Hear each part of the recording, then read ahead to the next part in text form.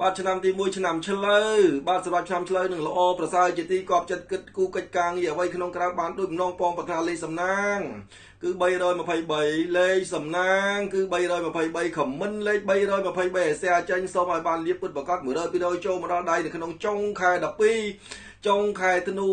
2025នេះហើយពណ៌នាំសំណាងគឺពណ៌ប្រផេះពណ៌នាំសំណាងគឺពណ៌ប្រផេះសំណាងល្អណាឆ្នាំទី1នៅចុងខែធ្នូចុងខែ12នេះកើតរៀបធំឲ្យបានច្រើនគិតគូរផលធំផលតូចអាចសំដូចបំណងពងប្រាថ្នាអញ្ចឹងបានលៀបហើយសូមឲ្យសំណាងល្អណាឆ្នាំទី1ឆ្នាំឆ្លូវហេងណាហើយបាទសូមជម្រាបសួរសម្ដេចទ្រង់ឯកឧត្តមអស់លោកស្រីអ្នកនាងកញ្ញាជាទីមេត្រីអ្នកទាំងអស់ខ្ញុំបកណាចង់បង្ហាញពីក្បួន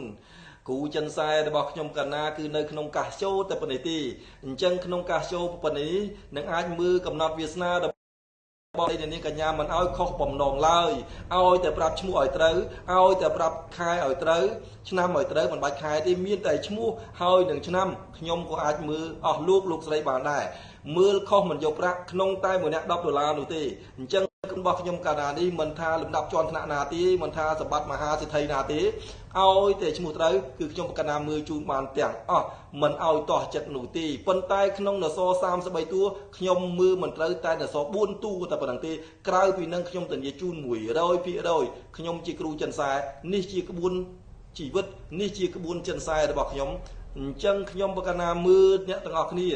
មិនថាលំដាប់ជាន់ថ្នាក់ណាទេ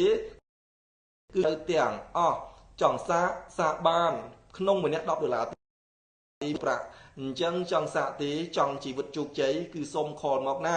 បើចង់ជីវិតក្រាស់ថ្លានៅក្នុងខែណាដែលយើងបើកហាងបានឆ្នាំណាដែលយើងជាអ៊ុនឡើងឆ្នាំណាដែលយើងគួររកស៊ីឆ្នាំណាដែលយើងមិនគួររកស៊ីអញ្ចឹងសូមអាចតំណាក់តំណងមកខ្ញុំនឹងទទួលដោយសោមនស្សរីករាយ